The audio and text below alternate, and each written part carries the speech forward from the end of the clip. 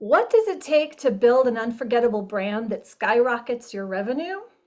Well, today we are going to be diving into the secrets of branding success with none other than my guest, Patricia Brooks. She's the founder of Soar, and she has helped businesses triple their revenue and scale to multi-million dollar success.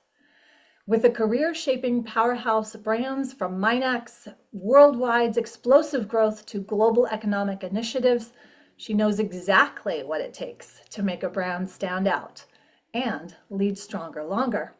Well, get ready for a masterclass in branding brilliance. I'm so excited to have you here. Welcome to the show, Patricia. Thank you very much. Thank you so much. We I'm love, excited to be here too. yay, good. So we love to start with your favorite quote or mantra, guiding principle. What's your North Star? My North Star for branding is you need to catch your essence within the branding. So, what you're saying about yourself, that you're an expert, you're leading the industry. And then you look at your brand, and is that an expert leading brand, visual brand? And my main piece of information that I developed years ago is that you not only have to look better than your competitors, and that's what everybody is trying to do. I want to look better than my competitors so that I'm on the top. If you really want to grow your brand, you have to also look better, look more experienced, look more advanced, more of a leader to your target market, your prospects, especially if you're going after larger companies, lucrative clients, which is, why not? I mean, we want to help everybody. However, to me, because I had two different families with no child support, I always had to really be concerned about money and how much money I was making and where my energy was going. And for me also, when people have a good budget, companies have a good budget, I enjoy the project because I can do all kinds of fabulous, original, unique, and I can bring in a really good team. So that's where I decided to position myself, where really I just was more excited about the project. And where you said I think you said triple, that's in my triple revenues. It's not just tripling, it actually was a lot more than that, but I just wanted to manage expectations. Yeah, so this is a big topic amongst business owners and leaders who are trying to stand out from the crowd. This whole concept of branding. Can you differentiate between, and you said visual brand, and so that shifts things, but we've got all of this, like the superficial pop brands, right? And then we've got the substantial branding that if, I'm curious also if what you think of advertising, the Mad Men show, and if that's something, like what can we learn? Because it's so different now. Branding is different than what I remember it in the 90s when I was modeling and doing acting and hired for roles. I was basically whatever they wanted, and I was just the talking head, basically, right? So, but I remember big brands would pay a lot of money to have certain models in front to do their right, to be congruent with their brand. But now it's like everybody's a rock star type of thing. And is that their brand? So, one of the things you did say is that you want to go for those higher level. So you want to look better for those higher level, which means what exactly? And yeah. Excuse me. Well, that was a long question. Let me think. Mad Men, okay, back in the day, and this is how I got started, was I was started out as a print salesperson. I was very good at sales. I love selling. I was in Mary Kay. I went to Dallas when I was 20 years old. I was a director of sales. I wouldn't sell snow to Inuit people, because I have a conscience and I have integrity. So what happened was I was going with printing. They just want you to reprint. So back in the day, when a brand really, you need 20 million to support your brand. Brand is a buzzword that we use now, but really a brand, you need $20 million to support that brand minimum. However, we called it image back then. So I would walk into the purchaser because the president doesn't want to see me. And I'm 27. I go into the purchaser and he wants me to reprint this piece that they paid, he told me, $50,000 to the agency. And I'm looking at it and there's no sell, there's no pain, there's no gain, there's no call to action, there's nothing exciting about it. Really, it was just printed on very expensive paper that cost about $5,000 for the printing job. So in my head, I thought, so the agency put $45,000 into their pocket for this. And I said to them, does this work? Is it working for you? They said, no, but we paid $50,000. We're not paying anymore. And I said, okay, well, how about purchasers? They're a whole different breed. And so I said, well, how about if I just look at it with a graphic designer? I don't even know what we called them back then, but I said, how about if I look at it, put some strategies into it and bring it back and show you what I think you should do? I don't care. Are you charging me? I go, no, I'm not charging you. I don't care then.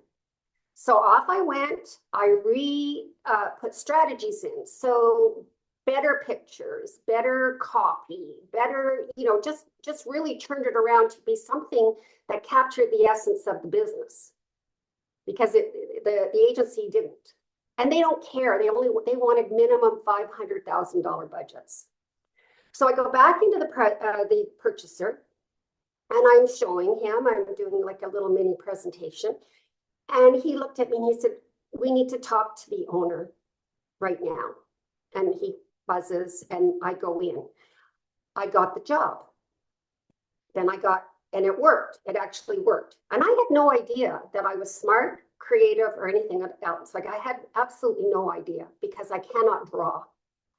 And so then what happened was I would get that piece of the pie, and then I'd get the next piece of the pie from that company. And then I started showing other people what I had done.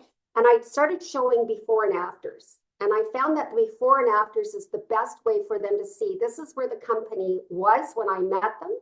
These are their goals. They want to penetrate the US. They want to go worldwide. Actually, the companies I worked with had no idea they were going worldwide until it actually happened. But anyway, so I just started doing that and putting the strategy. And the strategy is always, whether you are a $5 million business or a $500,000 business or a $100,000 business. If you want larger, lucrative clients, you have to look better than they do. Why? Because then they get excited. They look, wow, this person really knows what they're doing. And you have to sound better than they do. You have to be clearer, like it is in your book. You have to have clarity. And most companies, especially when you're working so hard, you can't see the forest for the trees. I mean, I have the same problem and I know what I'm doing, but when it's for myself, it's very, very difficult. That's why I changed my company name about 6 times in the last 6 months, but it's sticking now. And then Mad Men, yeah, that agency, the only thing I can really say about Mad Men is that a couple of my clients called me. I was not watching Mad Men. And they said, Pat, have you seen Mad Men? And I said, no. And they said, the guy is you. The creative guy is you. And I said, really? And I watched it. And my process is very much like him. I'll be just walking around. I might go to the bathroom. I might go to the beach. And or I watch TV for commercials. And then all of a sudden something will hit me and I'll go, oh, there it is. Oh, there it is. And I really believe I channel it, to be honest, but back then you could never say anything woo-hoo-hoo-y like that. And it's a lot better now being a woman in business, I'll tell you that for sure. Anyway, did I answer your question or did Oh my I just gosh, yes. See, I love this because I can go off and like we have a good synergy where you could just like that's perfect because you said so many I'm good things. 75% Irish. So good. And you gave the story that I really wanted to hear, which was kind of your evolution, like how things evolved for you, and I love that. And it's interesting how you brought up the moment you saw it and you said there's no pain, there's no gain, there's no call to action. And those words, clearly you know those now from marketing, but back then you must have seen something to know that that piece is going needs to bridge the gap between the company that's trying to communicate and sell something to the person who wants to buy the product or needs the product, right? And so that's that's what you just described, and I saw it happening, and I can see where if you don't have the on brand or the correct brand or whatever it is that's congruent, where you are sounding and looking better than the client that you're intending to guide and support and sell your product to, there's it's not you're going to be crossing and it's just not going to sync up. So huge. The thing that you mentioned, which was really interesting, and I wanted you to share a little bit more about this, and you said they required 20 million to even start. So that's the ad agency or what? Where's that budget? And how does that fit in with regards to the journey of creating a pivotal brand? Well, no, it's not well, the agency requires big, huge budgets. But like General Motors, let's say, the Gap, all of those companies, even way back, they needed to put in about $22 million to get their brand known in everybody's head and that they're the best. That's what I'm talking about. It costs that much. So all of a sudden, Wow. Okay. the term changed and it changed to branding for everybody. Hmm. And of course, I had to take my writer through that because my writer was, well, it's not really branding, Pat. I mean, that's, and I said, if they call it branding and they want branding, we'll give them branding. Right? Forever a salesperson, right? And to me, it's like if that's how they understand what they're doing, but it really you are doing that because even though you don't have to spend $20 million a year because you're not you're not selling a product that you want to sell hundreds of billions of dollars of, you still have to have that strong visual, good messaging, clarity, simplicity. That was the other thing that I found when I first started out. First of all, everything was blue or brown. Everything was designed blue or brown. I think because it was more of a male-dominated industry and men really like blue or brown. And then the other side of that is, oh, I think I lost my train. Well, So the other side of that is that, oh yeah, I remember. So the other side of the coin is that, and I'm very visual. I feel things when I see things. When I see beautiful brands or I see a font, I get a feeling from a font. So if I get the same feeling from a font that I do from the company, that's the company's font. So here I am, I feel it. So I was feeling when I looked at items, marketing materials, corporate communications that people were asking me to fix, I felt like I was walking through a dense cornfield reading their materials. And I would say, and they always had everything about the company first and everything about the client last. And you can't do that. It has to be about what's in it for me when I'm looking at it. What's in it for me, not about you. And then you capture the person, and then they want to find out more. I would like to tell you about Minac, though. Is that okay if we do that? oh yeah, sure. It's a really good representation of what I'm talking about. So what happened with Minac was she was brought up in Oshawa. She was from England, as I am. and she was brought up in Oshawa, and so she knew a lot of people in Oshawa who ended up at the Oshawa General Motors.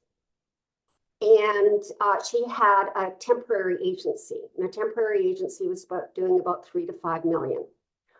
And so anyway, she came to me, and she was referred to me, and she said to me, Pat, I am going after very large clients, Fortune 500 clients, actually. I cannot look like a little woman sitting in Oshawa. I cannot have that look. And that's when I first came up with, okay, like when I started thinking about it, then you have to look better than General Motors. You have to sound better than General Motors because you've got a whole bunch of left-brained people looking at whether or not you're going to get the $20 million contract. And we have to speak to that. So she had a ton of companies. So I created the Minac group as the umbrella company, and then all the other companies underneath. And then from there, we went to, I can't really remember, but the last one I did was, I said, okay, now what she did was she was in General Motors. She got 20 million, then she got 40 million, then she got Michigan General Motors, and then she decided, Pat, I'm going to open up my own call center and go after companies like Levi's.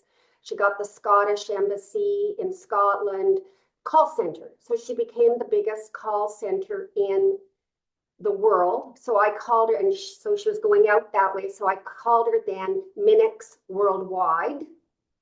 And she had a tagline, I just can't remember it now.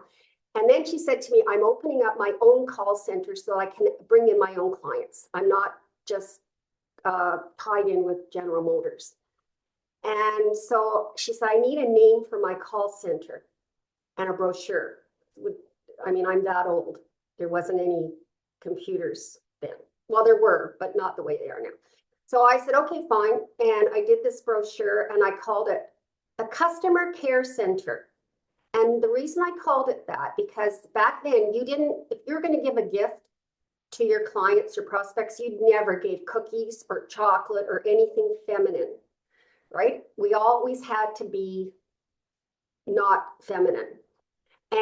But I thought to myself, really, you're going to be taking care of your customers. And that's the big draw for your target market. They want their customers to be taken care of. So I coined the phrase, the customer care center. Now it is an industry buzzword. And the only way I can prove it is I still have the brochure. she's worldwide. She went worldwide. And so that was when she was at 20 million. She told me she wanted to go to 40 million. And I was kind of like, oh my. And I stopped working with her at 85 million. And so what I did, putting her better, like getting into the mindset of the prospective client, and then creating something so beautiful and easy to read and so captivating, and having the pain and the gain on their pictures. She got into Levi's. She was sending her corporate package all over the world. And she ended up 85 million. And then when you get to those numbers, and I don't know if anybody's interested in doing this, and it kind of just happened. Like, I mean, she was a workaholic, obviously, but we had a lot of fun. Anyway, once you get to like 40, 50 million, you don't have to try that hard anymore. The reason why is you can just find a company, a call center, let's say, that has the clients that you want, that's doing not a very good job, and then you just go in and you buy that place. So you buy your clients. That's pretty exciting. And so she would say to me, she'd say, oh, Pat, I went and saw this call center, and you know what they gave us? You know what they gave us in the boardroom to drink out of? I go, styrofoam cups? She goes, yes. Well, you're dealing with executives from Levi's. You don't give them a styrofoam cup. So and I would say that's an analogy. Analogy, is that the right word? For your brand. If you're going after a company that's doing $2 million that can really pay you well, don't give them a brand image that looks like a styrofoam cup, because they do not take you seriously. They want somebody that knows way more than they know in whatever capacity it is that they're hiring you. Okay, I that was knew this was going to be a masterclass in branding. It is absolutely, completely changing my understanding. And you said something that was a clincher for me, and that is, you said it was known as image first, and then the branding came out. And as you were describing that, I realized, whoa, it is, because I have worked in self-image, the internal confidence work, for so long. And I understand that if your self-image, the image that you have in your mind of yourself, is low, that is what's going to project out, or that's what others, it's you'll see that. And then when you said image, that all of a sudden tied into all of my training of self-image, self-esteem, and all of that piece. And then I realized then branding, somehow that word got hijacked, because what is branding? I mean, we branded the cattle. I remember our neighbors had cattle, and they would brand every season. You would smell the brand, right? And you would their look. brand. That's right, because their brand was on their cattle, and it was really an important thing because of being stolen. And then when you said that with image, holy smoke, that's an incredible concept and a new understanding with regards to this, because you repeated this message as well, that your messaging, your what you look, what you sound like, what you feel like, the essence of you better be better than who you're going after, because that image, that brand, now that that's intertwined in today's nomenclature. Branding is apparently taken over for what that image is that you portray out with regards to your physical, or your visual brand, visual imaging that you put out for the clients. But you also then got into messaging and clarity, and I didn't know that branding was also part of your messaging. Is that Yes. it is? Okay, so that's So excellent. I mean, that's a big piece of yeah, it. well, yeah, and so everything you do is part of your brand. Everything. Whether you answer a person back, even if you're not going to ever work with that person, how you treat people. I knew when I went into a company that they lived their brand by how they treated me, because I was a supplier, right? They say how you treat the garbage people or the cleanup crew. Well, also, how do you treat your suppliers? That's all part of your brand. And I'm telling you, I would get paid fast. Uh, I was treated well. I mean, some cases, no, but too few to even consider. And the other point I want to make, because while you were talking, I thought of something else, and you talked about confidence. Well, I remember working with people in their brand, and when I show them something happened. When I show them the pieces, and they get really excited. So one of two things happen. They're really excited, and they know that this brand is going to take them where they want to go, or they say to me, "This is too good for me. This, like, really, this is just too good for me." And I say, no, it's not too good for you. I see your potential. I know where you're going, and this is for you to get you there. And then once you get there, you don't need to change your brand. And what I say to larger companies that have a lot of employees, I say, okay, so you've got a sales team. When you give them this business card, these sales sheets, this corporate, quite often it's a beautiful presentation with stuff in it. When they take that, if it looks subpar, if it looks amateur, if it looks cheaply done, how excited are they to go and have that meeting with that big person, that enigma? No, right. No, they're not. They're like, ugh. They get something done properly, beautifully, they're so excited. They can't wait to show it. They'll show it to everybody. And so there's a confidence level there that boosts your confidence.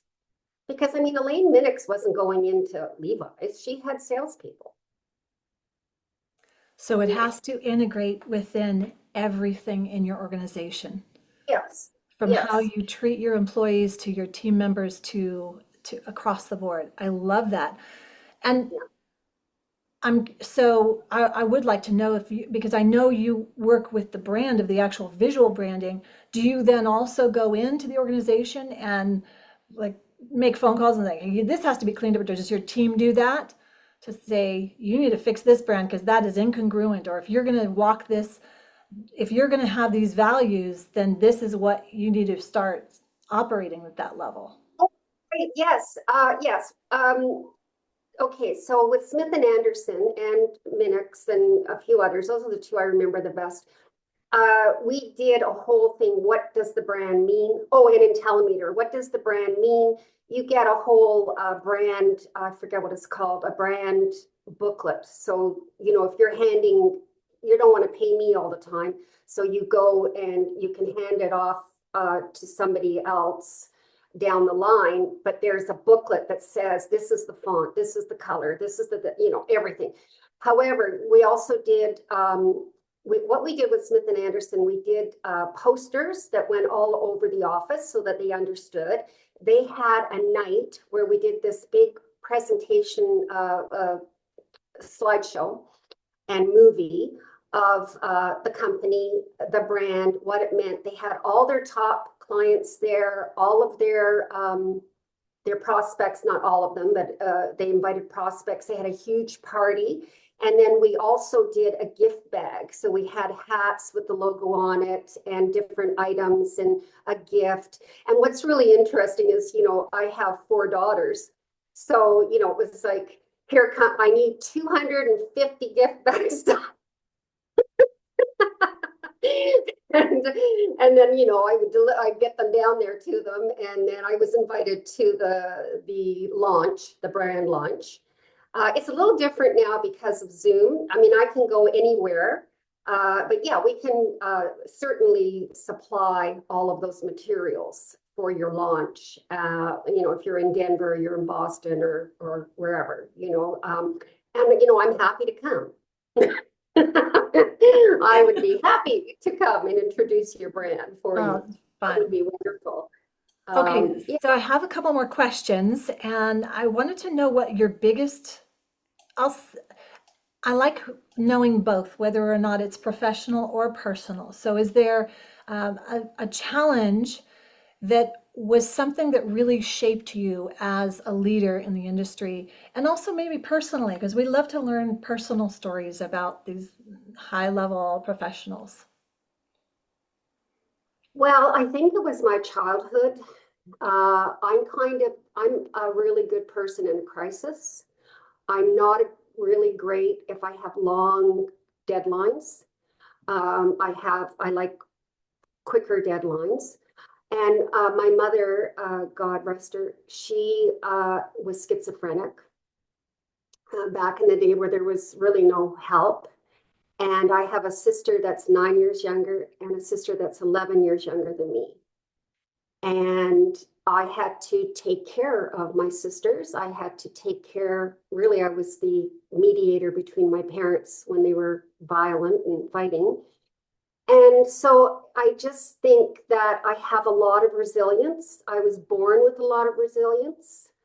And I haven't had an easy life, very challenging. I've had 2 families with no child support. And if that doesn't make a leader out of you, I mean, you either curl up and give up, and you're a victim. And there's nothing wrong with that, because if you're not resilient and you don't have the strength, then you just don't. But I said to my daughter one time, I said, if it wasn't for me and how smart I am, I said, we would have been in a women's shelter, but no.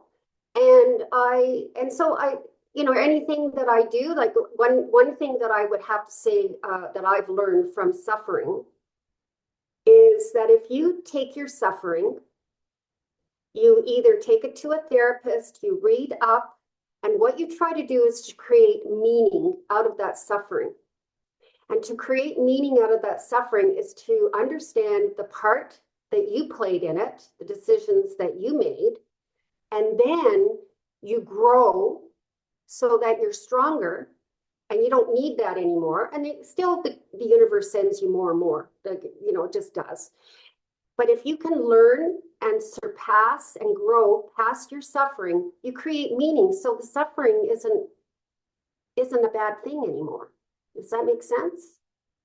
Yeah. So I don't know. That's how I became. I think I was born a leader. I was born very bossy. My father called me bossy boots.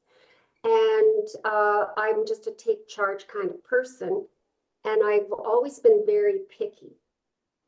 My mother would say, "Who do you think you are?" Well, I'm not that person, that's for sure. And so it's just who I am. But I think I really, well, one thing too, I told my daughters, I said, if there's two forks in the road, take the harder fork.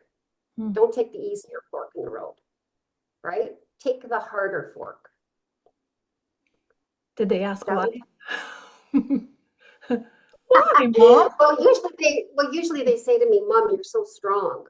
Mm. And they say a lot of not nice things too, because I really raised them to have opinions, and I wish I hadn't done that. That's not a good idea, but no. So I think they were saying, how come you're so strong? And I said, well, if there's a fork in the road, don't take the easy fork.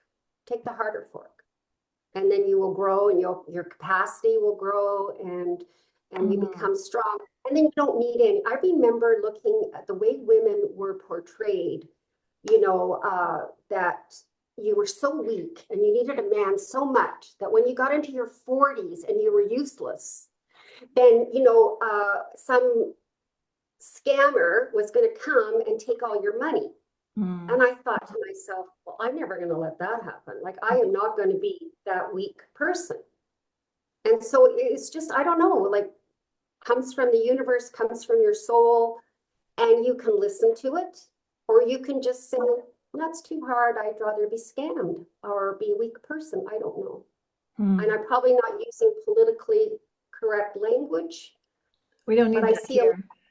I want your truth, because when you well, say something like that, it helps those that need to hear it. And yeah. you're saying it from this place that's genuine, heartfelt, and also personal experience. I think we need Mhm. more of that, as opposed to this, superficial thing that now you're supposed to do this because this is what's politically correct, or this is what this is. Nonsense, nonsense. Yeah. We have definitely wool pulled over our eyes and all of that. But bottom line is exactly what you just said. We have to look at that. I can't wait to actually hear this again, because of how you described how you looked at the suffering, and then you made it Mhm. make a meaning, and you can choose that meaning as you go through. That was really profound, Patricia. Thank you for that. Thank you. All right. Well, sorry, go ahead.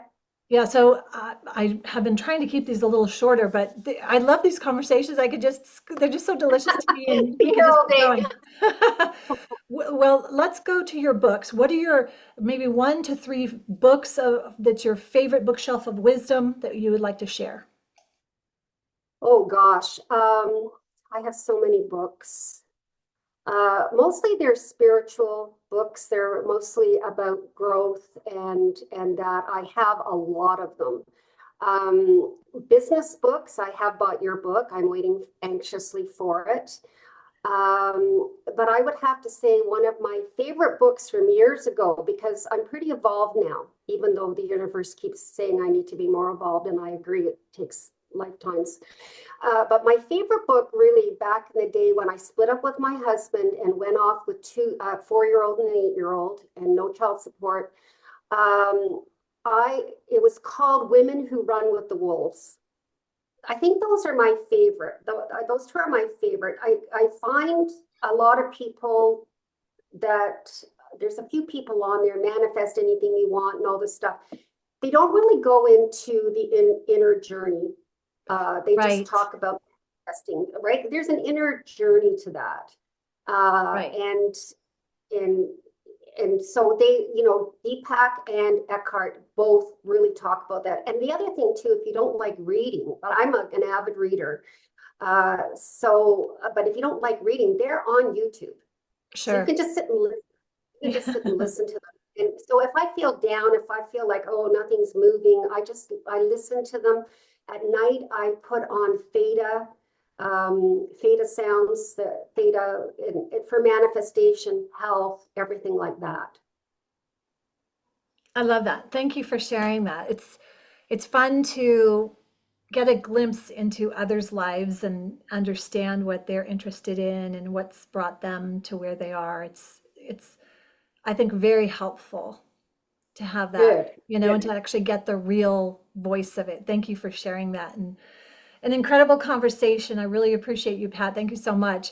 From Thank you. crafting that worldwide campaign and taking us on that journey, that was amazing, and driving that multi-million dollar company, and just I can see how that evolved, and I love that. So proving that branding is, it's not just about logos, right? It's about everything, No, and it's about creating that powerful presence, and knowing that that not only fuels their success, but it creates that connection with your ideal client. And even if that ideal is further out of your current reach, your brand is going to set forth and create that connection that you need to bridge that gap, which I love. Well, if you are ready to take your brand to the next level, I want to make sure you connect with Patricia. I saw that she has something very special for my guests, so I want to make sure she lets you all know. Patricia, how can people reach you? And you sent me an okay, email about that, so I just want to confirm if that's really what you want to do. I will make sure everybody knows about that and send it to folks I know need to hear this message. wonderful. Okay, so the company name is Soar Transformative Visual Brands. And I wanted to really do a niche there because branding is such a broad word, and I don't even understand half the time what they're talking about when people are talking about branding, because they're not talking about what I do. But anyway, for the first 5 people that reach out to me at my SOAR coach, SOAR coach, at gmail.com, I am offering a one-on-one unforgettable brand session with me. And then also on March 20th at noon, I am hosting a workshop, and the workshop is unforgettable brand, unforgettable brands, um, positioning your company to acquire lucrative clients. I only wrote it the other day, so it's something like It's that. But awesome. anyway, I will make sure that's in the show notes, and we'll put that out there, okay, because this will that's probably be great.